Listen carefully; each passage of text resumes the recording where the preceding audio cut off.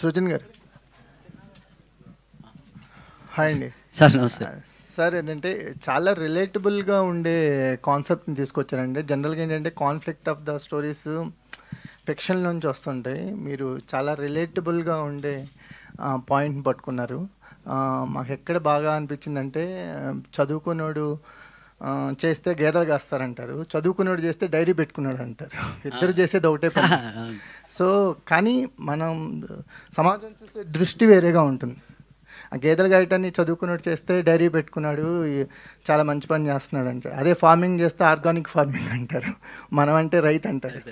So conflict పల్లెటూళ్ళలో అంటే ఫార్మర్స్గా ఉన్న ప్రతి ఒక్కళ్ళకి కనెక్ట్ అవుద్దండి. ఫార్మర్స్గా ఈ జనరేషన్ ఎందుకు ఉండట్లేదో కూడా ఒక కరెక్ట్ రీజన్ పట్టుకున్నారు.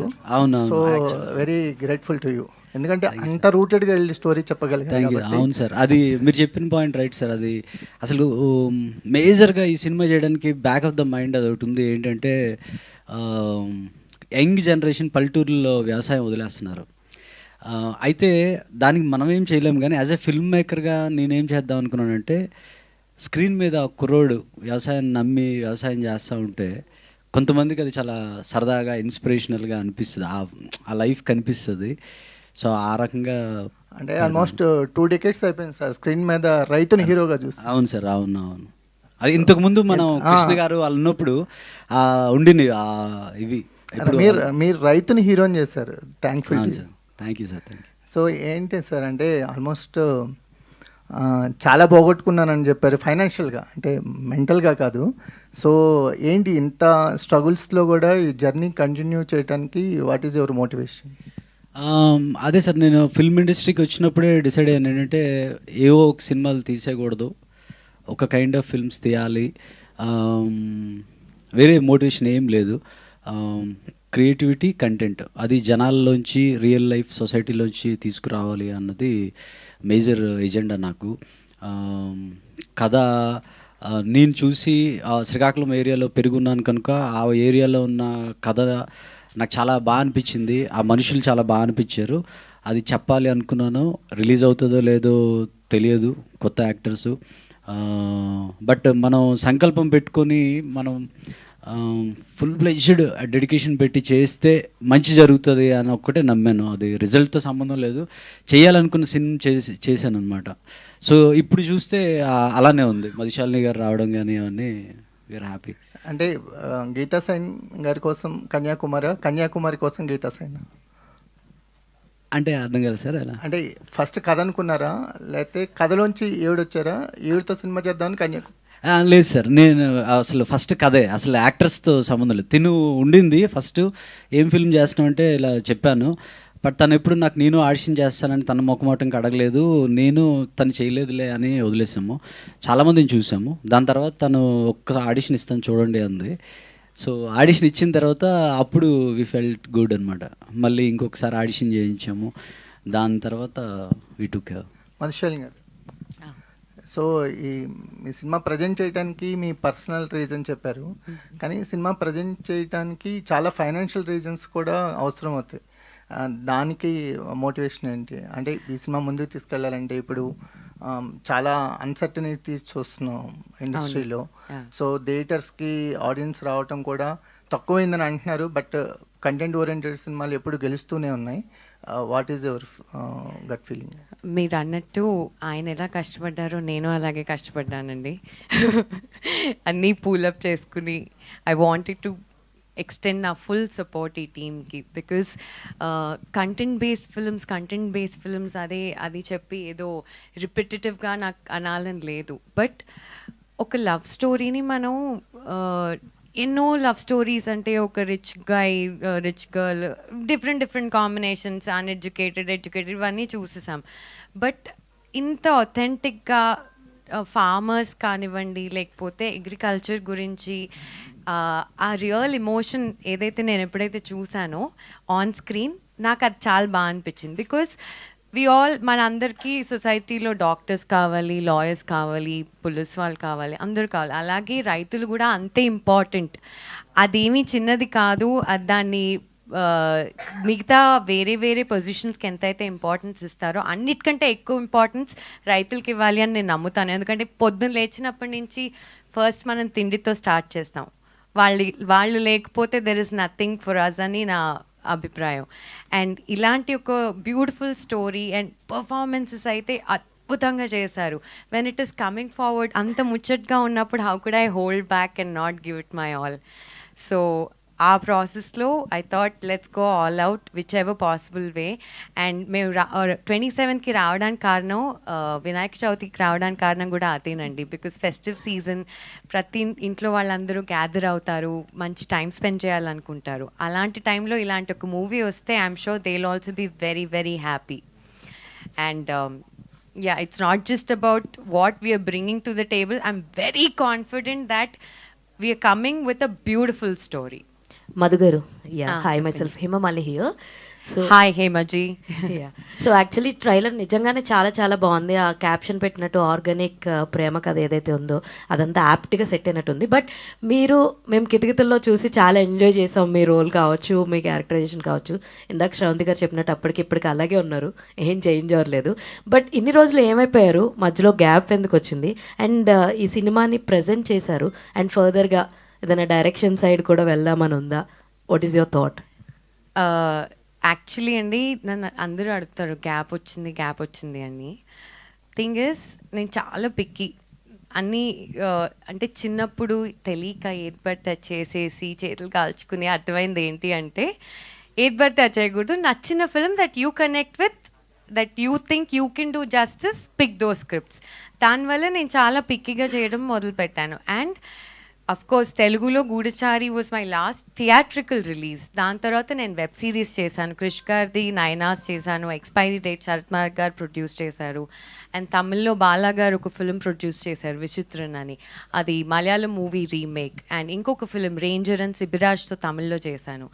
So in the meanwhile నేను వేరే లాంగ్వేజెస్కి వెళ్ళి వేరే ఫిల్మ్స్ చేస్తున్నాను. బట్ యా, తెలుగులో this has been after Goodachari, this will be my presentation. And ఇది కాకుండా there's another film that I produced and directed అండి, that is under post production. Soon I'll come forward with that as well. Okay, Yeah. All the very best. Thank you. Srujan garu, so thank you so much అండి for bringing such kind of content. నాకు mainly last dialogue బాగా నచ్చింది, బర్రెని నిన్ను ఒకేలా చూస్తాను అన్నది. That was గేదెని. So that was like pure organic, అక్కడే కనిపించింది అనమాట. అయితే టైటిల్ చూసుకుంటే సీతాకోక చిలుకలో అది పెట్టడం వల్ల అంటే like you are showcasing heroine characterization, ఒక బటర్ఫ్లై ఆర్క్ ఉంటుందన్న చూపించడం వల్ల అలా డిజైన్ చేశారా, లేదంటే ఏంటి? Yeah, there is an idea behind it. అవునండి, బేసిక్గా పంట పొలాల్లో యాక్చువల్గా సీతాకోక చిలుకలు ఎక్కువ ఉంటాయి, చాలా ఎక్కువ ఉంటాయండి. మనం బేసిక్గా బయట తిరుగుతూ ఉంటాయి, కనిపిస్తూ ఉంటాయి, కానీ పంట పొలాల్లో చాలా ఎక్కువ ఉంటాయి అనమాట. కన్యాకుమారి, ఈ బేసిక్గా ఈ ఫిల్ము తిరుపతి అనే అబ్బాయి ప్రేమించిన కన్యాకుమారి అనే అమ్మాయి సినిమా. ఇట్ లవ్ స్టోరీ అని కాదు, ఇదేంటంటే ఒక తిరుపతి అనే రైతు ప్రేమించిన కన్యాకుమారి సినిమా. It's all about Kanyakumari.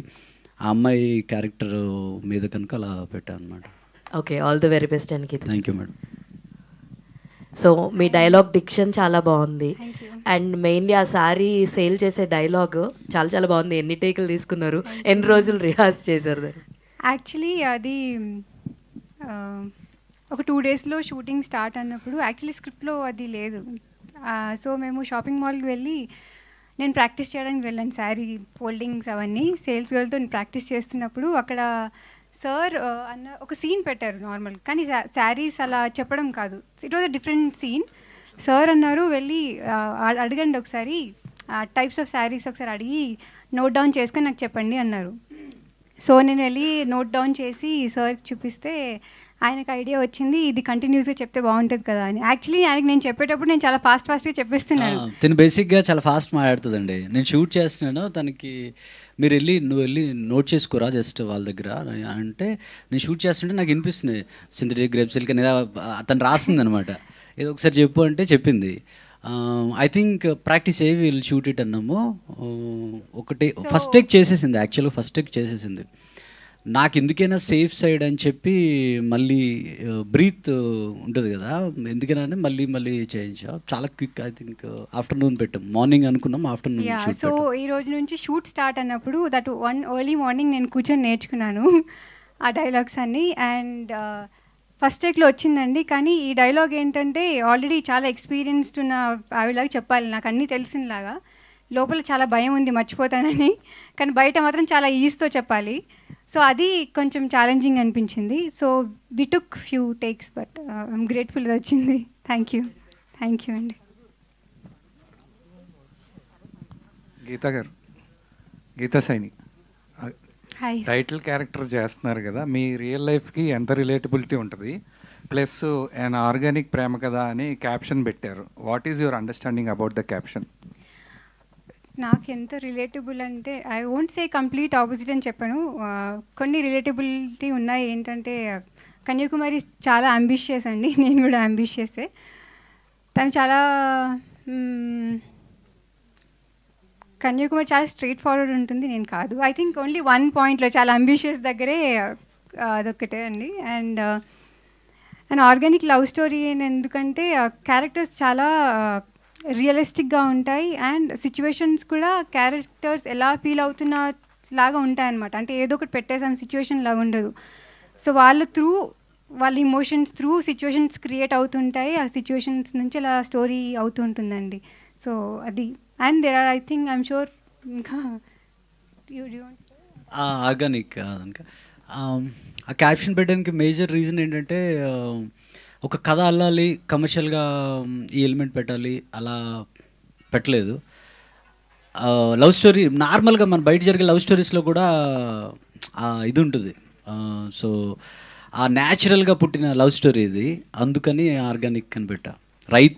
బేసిక్గా రైతు వాడి నుంచి వచ్చింది. ఈ క్యారెక్టర్స్ డిజైన్ చేసినప్పుడు రియల్ లైఫ్ క్యారెక్టర్స్ చూసి రాశారా, లేదు కంప్లీట్లీ ఫిక్షనలా?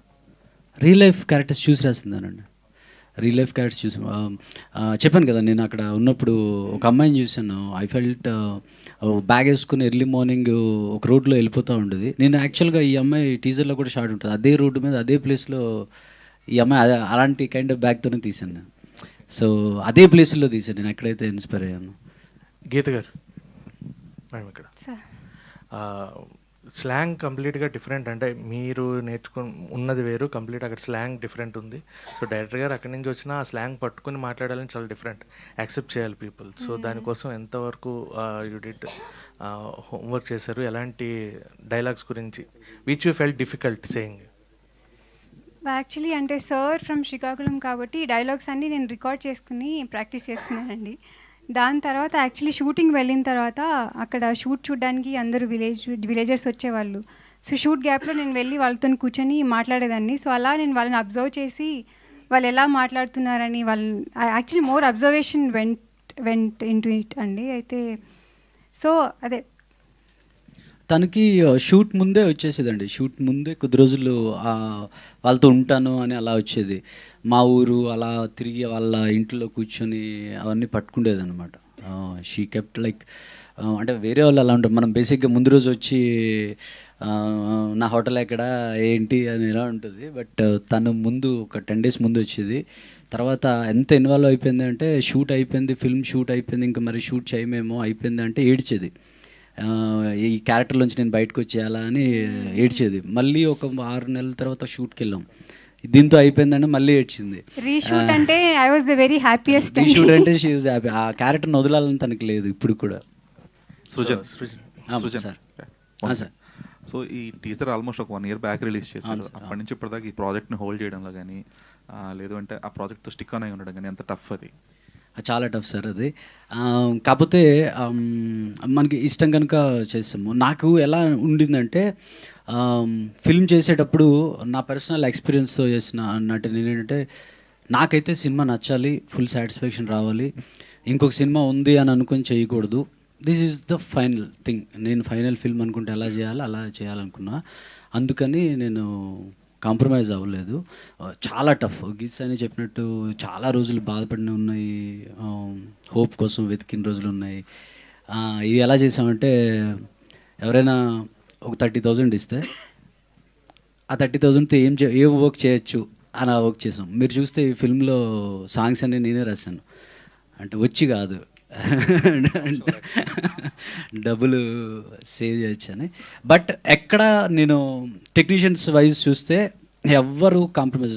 ఇప్పుడు మన రవి నెడుమర్తి అని ఎక్స్ట్రాడినరీ మ్యూజిక్ ఇచ్చాడు తను. అంటే ఐ గాట్ ఆ మనసు పెట్టిన వాళ్ళే దొరికారు. మా ఎడిటర్ నరేష్, తను అప్పటి నుంచి ఇప్పటి వరకు నాతో ఉన్నాడు, హోల్ క్రియేటివ్ ప్రాసెస్లో ఉన్నాడు అనమాట. అలా దొరికారు కనుక చేయగలిగిన. ఎవరు లేకపోతే మాత్రం చాలా కష్టం అవుతుంది. శాలిని, యా, ఈ ప్రాజెక్ట్కి ఏ టైంలో మీరు ఎంటర్ అయ్యారు? ఆల్మోస్ట్ అంటే వాళ్ళు ఒక టీజర్ రిలీజ్ చేసి కానీ లేదంటే ప్రొడక్షన్ స్టేజ్లో you might not be part of the film కదా అప్పటికి. సో ఏ స్టేజ్లో ఉన్నప్పుడు ఈ ప్రాజెక్ట్లో మీరు ఎంటర్ అయ్యారు? At the same time what is the value addition you added to the film? ఏ స్టేజ్లో ఎంటర్ అయ్యారు? I think they were almost done అండి. Just one last leg of work was left. చిన్న వాళ్ళవి patch work something like that. ఆ టైంలో నేను enter అయ్యాను.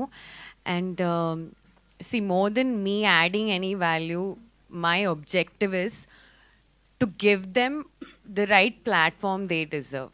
Because ఎంతోమంది ఎన్నో సినిమాలు చేస్తారు, కరెక్ట్ ప్లాట్ఫామ్, కరెక్ట్ ప్రమోషన్స్ లేక రీచ్ కావు. So my attempt here is to మీ అందరి ద్వారా to make sure that the word spreads and everybody watches this movie and enjoys it. Though నేను చివరికి ఆల్మోస్ట్ టువర్డ్స్ ది ఎంటర్ అయినా కూడా నాకు ఈ కనెక్షన్ ఈ టీంతో ఎప్పటి నుంచో ఉన్నట్టు అని అనిపించింది. In fact especially Geeth, when we see good performers on screen, especially నాకు చాలా ఆనందంగా ఉంటుందండి. ఇంత చక్కగా తెలుగు మాట్లాడుతుంది, హైదరాబాద్ పిల్ల, అండ్ ఇంత కష్టపడింది, ఇన్ని మంత్స్ అక్కడ ఉంది, వాళ్ళ దగ్గరికి వెళ్ళి సారీ ఎలా ఫోల్డ్ చేయాలి, ఇంత డ్రిల్ అంతా చేసింది, మెథడ్ యాక్టింగ్ అంతా చేసేసింది అంటే it's a commendable job. So my only attempt is to bring them in my capacity, నా వల్ల ఎంత అవుతుందో అది. And I request you all to promote this film and give it its due recognition that it needs. అంటే last stage enter అయినప్పటికి కూడా funds mobilisation కంటే ఈ సినిమాని ఇందాక కుమార్ గారు అడిగినట్టు ఆ రిలీజ్ అనేది పెద్ద బిగ్గెస్ట్ ఆస్పెక్ట్ అది. So what kind of support you get from the industry for the release కానీ థియేటర్స్ విషయంలో కానీ? రిలీజ్ అంటే మేము యాక్చువల్లీ చాలా డిబేట్ చేసామండి ఎప్పుడు రావాలి, ఎందుకంటే ఎప్పటి నుంచో ఈ వీకా నెక్స్ట్ వీకా, ఇన్ఫ్యాక్ట్ ఈ వీక్ కూడా మేము అనుకున్నాం. అండ్ దెన్ వీ రియలైజ్డ్ చాలా పెద్ద మూవీస్ కూలీ అండ్ వార్ వస్తున్నాయి, వార్ 2, అండ్ నెక్స్ట్ వీక్ ఇంకా వస్తున్నాయి. సో మేము కూడా 27th వచ్చేటప్పుడు it's not like we're the only film అండి, we're coming up with Raviteja గారు's film and నారా రోహిత్ గారు's film. సో మాదొక చిన్న అటెంప్ట్. వీ హోప్ ఆ పెద్ద సినిమాల మధ్యలో we get people's attention and do it. So ఆ రోజు రిలీజ్ చేయడానికి కారణం మా గట్ ఫీలింగ్ అండి, మా ధైర్యమే, because we believe in the content. Srujan గారు, లాస్ట్ సార్, క్వశ్చన్ అంటే క్వశ్చన్ ఏం లేదు.